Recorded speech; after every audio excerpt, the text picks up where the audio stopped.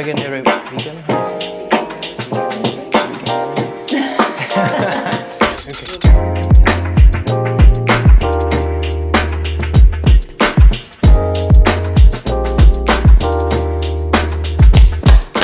How are you doing, guys? Koji here at ComplEat.com. Welcome to the Veganuary podcast, where we discuss different vegan topics throughout January to help you transitioning or trying out the plant-based or vegan diet. So we touch pretty much everything in sense of what obstacles you can have as a vegan or transitioning to vegan, but we never talk about the human obstacles. Yeah. So it would be nice to get around a little bit of what kind of drawbacks or what kind of hurdles you can face when you want to go vegan or plant-based with humans, with your family, with your friends. Yeah, everything, people around you, especially if you're not living in a place like Brighton where it's more people are vegan, then it could be tricky, it could be harder. For example, like even if in Brighton, like they have clients who are training with me and they want to try like Veganuary or want to try more veggies or just being vegetarian. But in a family of 4 or 5, if my client wants to try out, then obviously you have to convince the wife, for example, and then the 3 kids as well, because they cooking, right? So when he cooks for himself or just providing the food for himself around training or during the day, it's fine. But when it comes to dinner, it's hard to just cook for himself, cook something different for the wife and for the kids. So there's just one thing, if you want to be like a vegetarian or just change your diet at all. So if you have like not a fitness lifestyle, but you want to be fit and you want to eat less, let's say junk food, that's already hard to if you're living in a family of 4 or 5, if you're not used to not ordering food or something like that. So it's always going to be obstacles when you change your diet if you live around with people, because you might have to start cooking for yourself rather than eat the same food what someone gives you. So, but that's just one. And obviously if you turn something radical from the traditional diet, then you're gonna face some obstacles. That's because people, what they don't understand, they fear. If someone don't know anything about plant-based diet, then obviously they have their fears in their head, and they try to project on you. And then people repeat each other. They hear someone say, "Oh, but what about this?" And they're like, "Oh yeah, what about this?" Yeah, that's the mob mentality. Yeah. All of us do that with different things. Something new, but the one thing with veganism that teach you, because it's not a diet, it's a lifestyle. Yeah. Then we talked about this. You're gonna look behind the scenes. So if you want to buy a product, then you're gonna dig in if it's vegan or not. Does it have what it's made of? So in terms of to see if it has any leather in it or has any animal glue or something, you need to see the components of that product, and you need to see where it comes from. You don't want to support a company which later support child labor or something. So you're gonna dig in and then see the product as much as you can. Obviously it's not gonna be 100%. You cannot just check everything all the time. But as much as you can, you want to dig into the product, and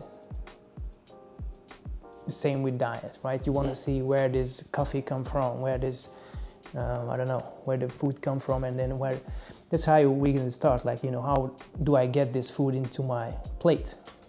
And if most people would know how the meat arrives into your plate, rather than just it's in the box and I just eat it. If most people would see those videos where how those animals been treated, then I think most people would turn vegan if they have the opportunity and an easier transition for that. But that's why this video is good, so we can teach people how to do that. But there are some obstacles, like obviously people have. So what are those sentences which you hear the most when you when you first say like, okay, I'm gonna, even if you just introduce yourself and it turns out you're vegan, Yeah. or if you wanted to turn to vegan and what your family and friends said. Yeah, I had a bit of a journey with that. I started saying, I'm gonna be first I was saying I'm gonna be a vegetarian. And I remember the first time I said this, I was in one of the families I've lived with, and I so happened to be with a few of them. It was some sort of ceremony or some sort of special date, whatever, and there was like cousins at the table and stuff. And I said this, and they like started laughing. And I thought, I know I'm just a kid, like a teenager at that time, but I started looking into some things, and these people just started laughing right away. No one even told me, okay, all right, but why do you want to do that? And I was sit at a table with professors, engineers, doctors, and people who were a bit older now, but who have started their own business. So people who were educated, people who apparently like to learn and develop things. And I thought, if these people are not even open to the idea and just start laughing right away, making fun of me, how hard is gonna be? Yeah. Do you know what I mean? But eventually, a couple of years later, 3 years later or so, something like that, I started really digging up into it, and then I turned first vegetarian, then vegan. So one of the things that people say a lot, what I meant with this story is that there's a lot of obstacles, but nowadays it's a little bit easier. I mean, just because someone is intelligent on paper or have a degree or something, it doesn't mean it's like it's not the norm. Like I always say this, but 85% of people are just useless and nothing to do with this. And there is every category where we fall into the 85% where we don't know something about something. And even engineers, and they might be really good in their subject, but like highly specialized in their subject, but they don't anything else about it. That's what we were saying about the mob, like group thinking, and and you can see even with doctors, like we talked about this, but or I'll do this question on my Instagram, like what do you think, how many or how much doctors goes into nutrition and how much doctors know about nutrition? And they don't even have even a semester talking about nutrition. Doctors very specialized on fixing things, but they don't know much about. They never teach doctors to prevent nutrition and what's going on. Always they know biomechanics or biochemics in the body, what is protein, like all the genes and everything. So you know what's happening when you're eating, but they don't teach them how to get a nutrition plan. In the 50s, 60s, doctors were smoking in hospitals, and they don't know crap about a healthy lifestyle. They're not trained. They're trained. That's exactly what you say. They are trained to think about fixing things. So if you go to a doctor and you're healthy and you're like, how can I remain healthy? They're like, mate, just come back when you're ill and I'll cure you. I've heard that. I've heard not every doctor. And nowadays, with more knowledge and these things being talked about publicly, there are more doctors that are more open-minded and research about these things. But I've heard doctors say this recently, like, come back when you're ill. What do you want me to do now? And I was expecting him to say, okay, tell me about your sleeping patterns. Do you exercise? How much do you spend outside? Do you drink? What do you eat? About that, the training and nutrition and how to be healthy, they don't know. Once you're sick, they don't know. They know what kind of pills to write for you, but they I'm not saying medical school is the hardest school ever. So you have to learn a lot, like books and books every week. And that's the toughest to finish, like everyone knows. And the second is like being a lawyer or something. So you have to learn so much.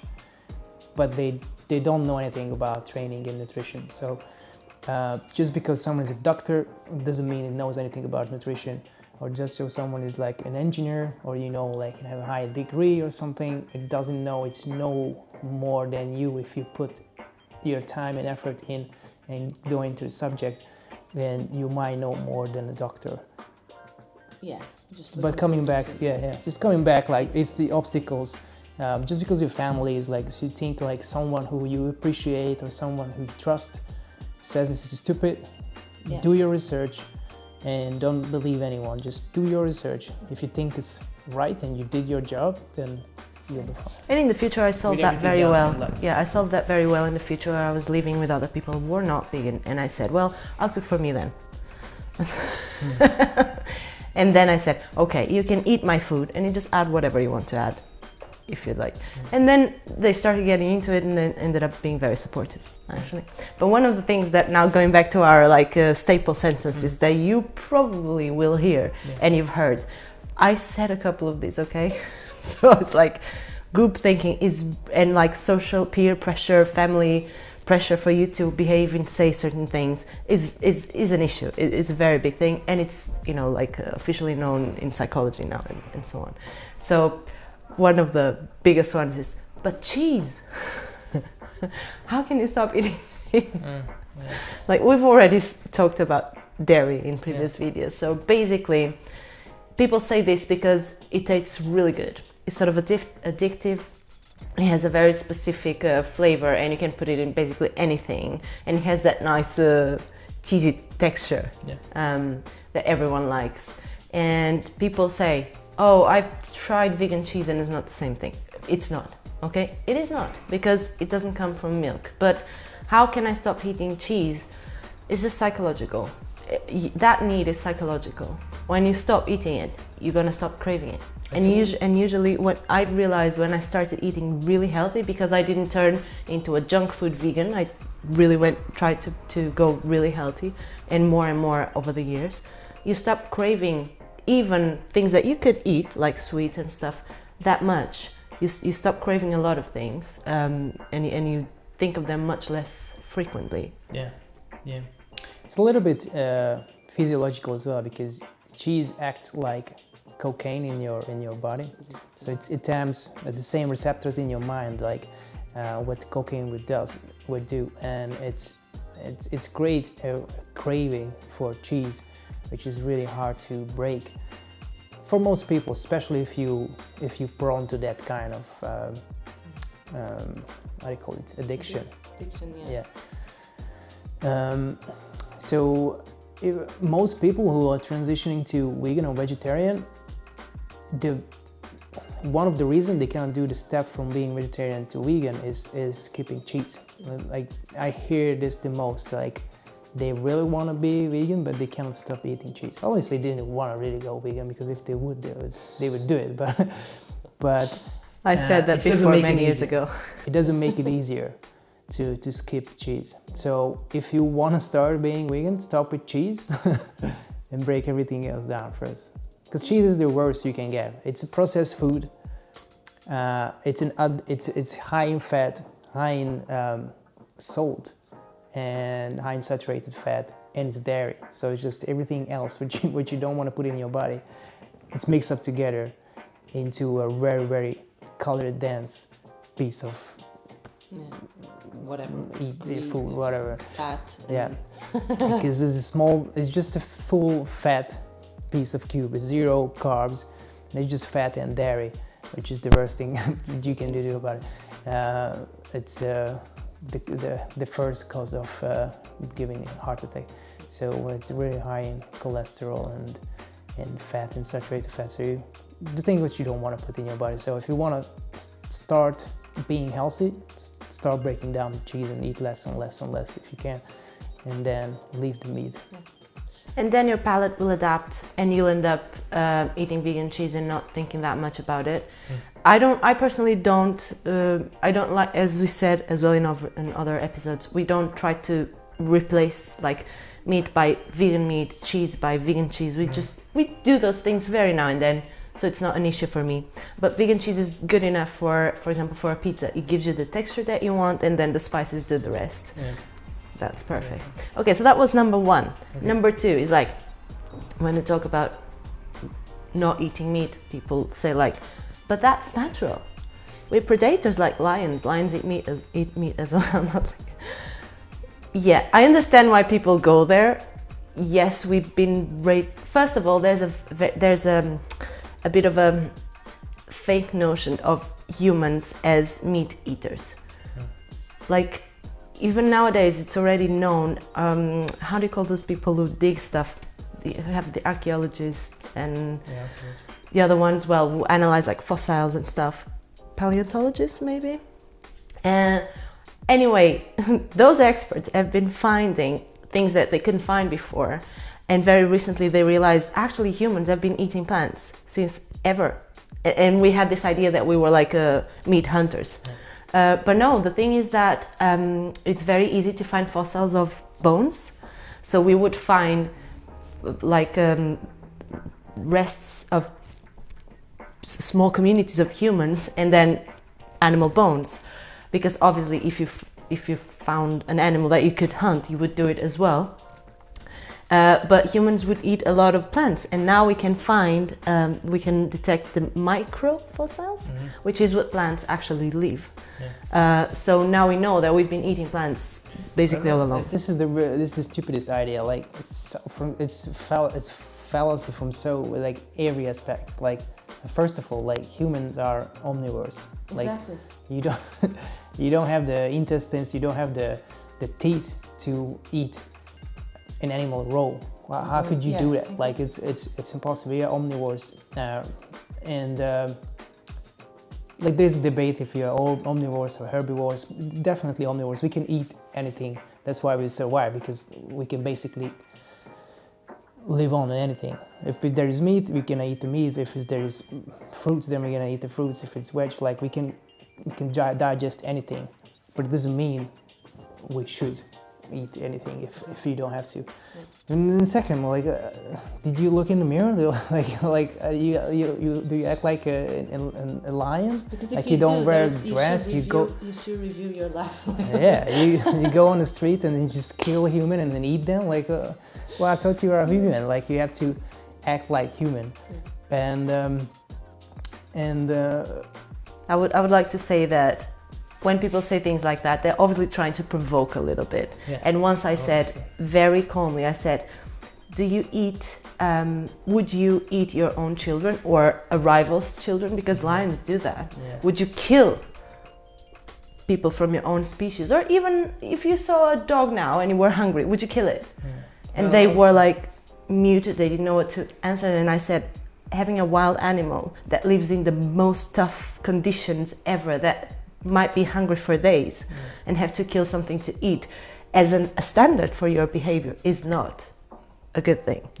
And they were okay, they stopped discussing with me, and I said, look, I'm not trying to make anyone feel bad, but please don't make this type of comparisons if you're talking to me. If you don't like me being vegan, then well, it's not my problem, because I'm not affecting anyone else. I was not even like campaigning for it, but someone just felt like they should give an opinion in a conversation that I was having with someone else.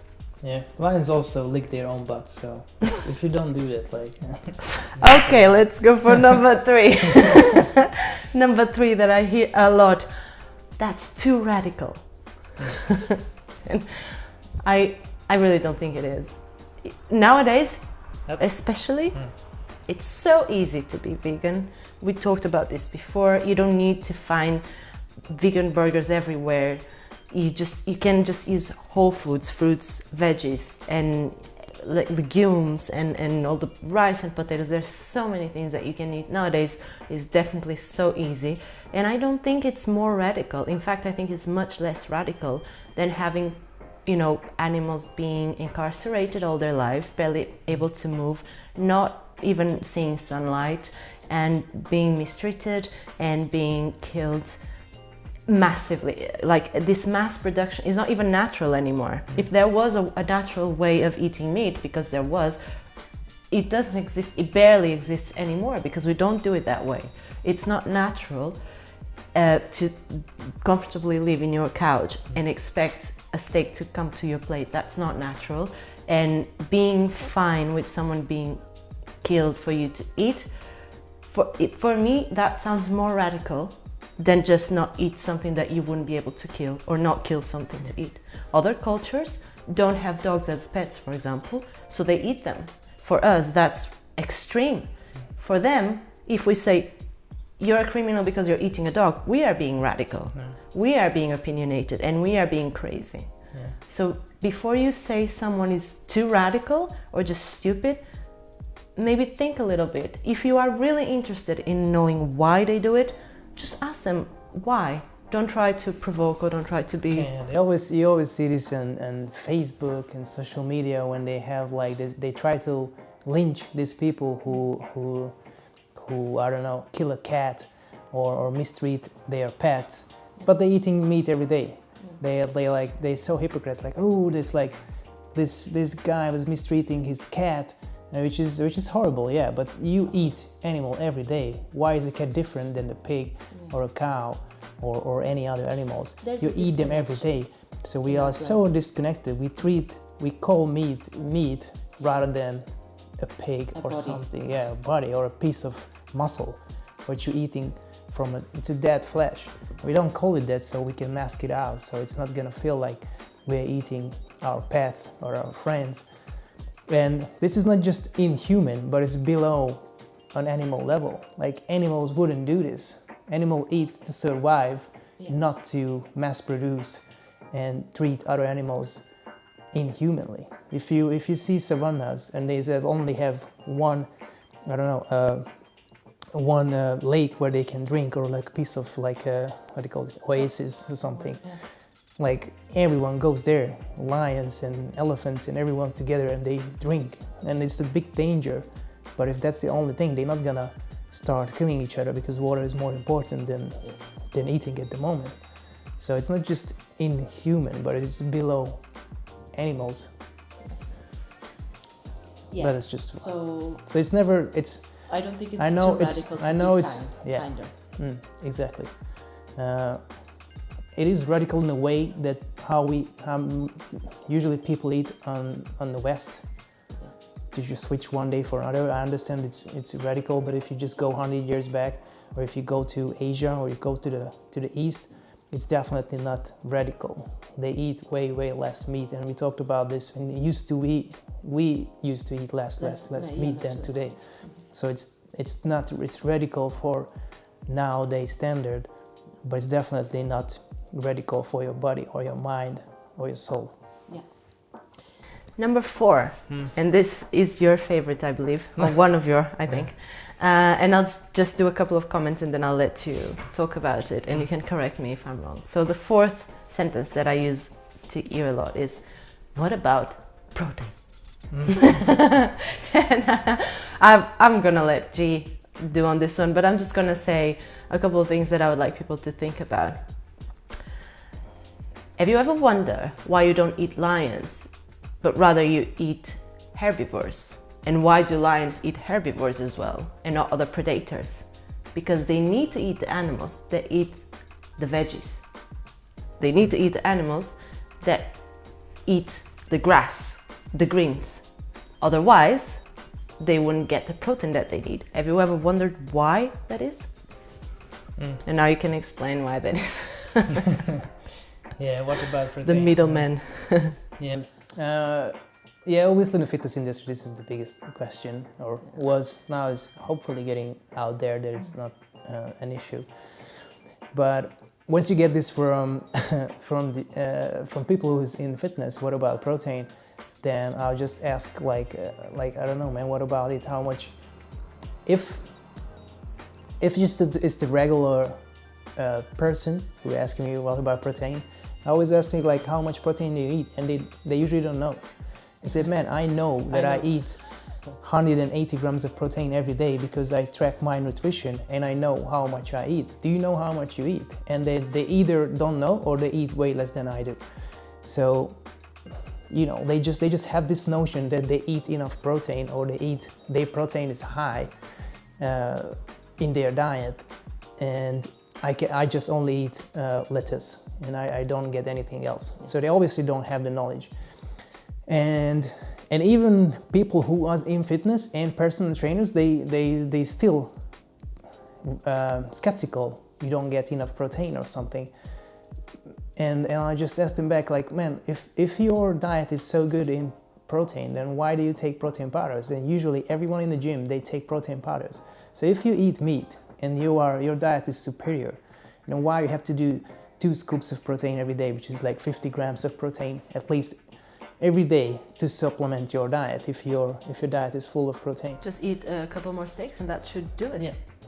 Yeah, obviously they eat the same amount of protein as me, and I have 2 scoops of protein, but it's not because my diet is low in protein, just it's because I train more, so I need more. And it's just an easy way of getting in. And it's the fast. same as them. It's not because they are eating meat that they are having more. Yeah, exactly. Like you can have protein easy on a plant-based diet. See all the animals, like, I don't know, a rhino, which is like, I don't know, 500 kilograms or a ton, and eating grass. And elephants, cows. Yeah, it's not, yeah, it's your genetics is gonna determine how much muscle you're gonna build. You can build. Some animals are just huge because of genetics, and some human is gonna be just big no matter what they do. And obviously we know more sports science and nutrition, which helps mediocre people get a little better. Yeah. But if you have super genetics, it doesn't matter what you eat or what you train, you're just gonna be big and strong. Yeah. You can be a bit better with a more efficient. Yeah, obviously I'm not saying like this is my job to make people better, and with science we know a lot, but it's what you think of these fitness people, they look like that. It's not because they eat meat. It's you will see amazing looking vegans athletes who, even if you eat a kilogram of meat every day, you're never gonna look like them because they just have a superior genetics, and they just thrive on vegan diet as well. So as long as you know what you eat and you're tracking your calories, the source of the protein doesn't matter. Exactly. And that's because eventually even the animals are getting their protein from eating plants. That's the process. You eat the plants and then your body produces, right? Or you have... It's amino acids you mix, and then the acids become a block of protein, which is then repair your muscle, and then that's how it grows. So you can, that's how they get as long as you get the amino acids into your body's gonna do the rest. You don't have. That's why the predators eat the herbivores, because they already ate the plants. Because we don't have the same digestive system than those predators like lions or wolves, and we can directly eat the plants. Well, you can just cut the middleman if you want, and just eat those plants. That's it. Okay. What's the next one? Okay, so the fifth, and this comes a little bit from the other ones, but I've heard this a lot, mainly in the beginning. Then people stopped asking me that because they saw that I was fine. But in the beginning, it's like, we know you're a good person and you care a lot about animals, but have you thought about yourself? Have you thought, are you going to get weak and sick? Are you sure is that healthy? That is healthy? And I was like, yeah, man, I'm sure. Are you sure? How are you sure that your diet is healthy? Well, because it is. Why? Because it's a normal diet. And why is a normal diet, aka eating meat, healthy? And they don't know. Yeah. And I'm like, I know, because I've researched. I looked into it. How can I be vegan and not die? Yeah. Because many years ago, because everyone was laughing at me, I was raised. Well, I went through different houses, but you know, traditional people that had and in Portugal we were very traditional with our cuisine, because we have a very good and famous in terms of being flavorful and so on cuisine. So people were like, really, oh no, that's gonna be bad for you. So in the beginning I had this idea myself, and I still wanted to try. So I researched and I said, wow, I thought for myself, why does everyone have this idea? I think people are just repeating themselves, and they don't mean no harm. It's just they hear so many people saying this that they're just gonna think it's true. That is not healthy enough, that you can't do this for long periods of time. If you do it right, if you adapt the vegan diet to the format that is better for you, because my vegan diet is different than his, and from other vegans, because I function in a different way. So that's what you have to do, and you're gonna be fine. And then for me, it's funny that I see sometimes people, there's really this dissociation in our brains about a lot of things, and it's really acceptable to say, and I'm not criticizing, man, I know everyone wants to have their fun, but for example, we know that drink a lot, it's bad for your health, right? Eating a lot of junk food is bad for your health, but it's acceptable for most people hearing you say, hey man, I'm gonna get pissed this weekend, I'm gonna go wild, I'm gonna go drunk as I've never been. After lockdown, that's probably gonna happen because people want to go out and just let go of some steam and stuff. And usually no one says, oh my god, that's gonna be so bad for you. Have you thought about how your stomach is gonna be for like a week trying to recover from that? You're gonna have a terrible hangover, headaches, how are you gonna be able to work? How's your kidneys gonna be, and so on? No, but you say, oh, I'm gonna eat a lot of vegetables and healthy food, and people are like, you're gonna die. Yeah. So it's advertised differently, Yeah.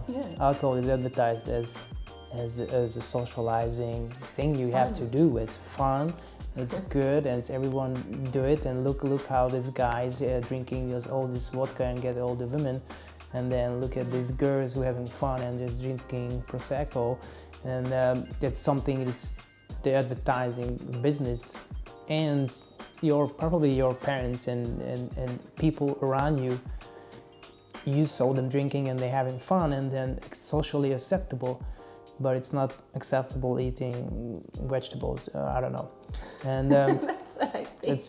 it's very weird because it's never advertised. You're never gonna see that. Oh, look at this guy who eating carrots and get all the women. Like who's gonna? There's no money. There's no money in carrots in the vegetable business, so you're never gonna see this. I always think about Bugs Bunny. That's the only guy that they advertised carrots, and I'm like, what's up, dog? He didn't get many girls. Yeah. Well, I did get Lola Bunny or whatever in Space Jam. She was good looking for a rabbit, man. Okay, and all right, what's the last one? Well, this is a more recent one, and I have friends asking me this, and I'm like, try not to explain. I mean, I love them, but it's just, how can you lift weights and you only eat plants? I'm like, really? Still? After years of me only eating plants, you're asking how can I do? It doesn't matter what I do in my life. It's obvious enough that I can be really healthy and strong and have a normal life and only eat plants. So why wouldn't I do everything else and only eat plants? I don't know why people associate meat with energy or meat with something It's superior. actually carbs. Yeah. It's energy. I mean, yeah, meat is not carb. exactly. Carbs are the ones for energy, Yeah, carbs right? are giving energy. Meat is, it's nutritious, like it's full in protein, but it's like zero carbs. If you want to get energy, if you want to be strong and able to lift heavy weight, then you need to eat carbs, which is gonna come from fruits, vegetables, bread, potato, rice. It's all plants. That's what you're gonna help you be more energetic, not protein, or not protein, and definitely not meat, because it's just protein. It's really hard to digest as well. It takes a lot of time to digest, takes hours. Why, if you just have a slice of bread in half an hour, you're gonna have the energy. If you have a piece of fruits, a piece of banana, you can train. That's the ultimate pre-workout meal. It's banana or what do you call it? Peanut butter and jelly sandwich. That's what we eat before workout. You're not gonna eat like, oh, I'm gonna eat a steak and have a great workout. No one did this before. It's like it's not gonna help you lift more weight. So you need the carbs for to be able to train first, and then for recovery, it depends on your sport. If you're a runner, you don't want to build muscle. You need just the carbs. You barely need any protein. And even with a protein powder, you can have plenty of protein if you're doing sports, and not like the people of doing bodybuilding, so like getting bigger and bigger muscle all the time. That's a 1% of the 1%. Like the sports around the world, and how many people doing sports and how many doing actually bodybuilding, like going shows and professional, or like just getting bigger and bigger. I'm not saying just doing push-ups or get like a decent physique, like getting huge.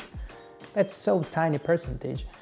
Then you obviously you don't need that much protein. Your body cannot process it anyway, because your body can like process only like 10% what you eat. So if you eat 20 grams of protein, do you think is going to go into your muscle? That means like if you eat 100 grams of protein every day, then in 10 days you should be 1 kilo heavier, and every day you should be 1 kilo heavier because you eat 1 kilo of protein per 10 days. But obviously it's not happening. Your body doesn't build all that 100 grams protein into your muscle, just like a 10% of it, the rest is going to waste.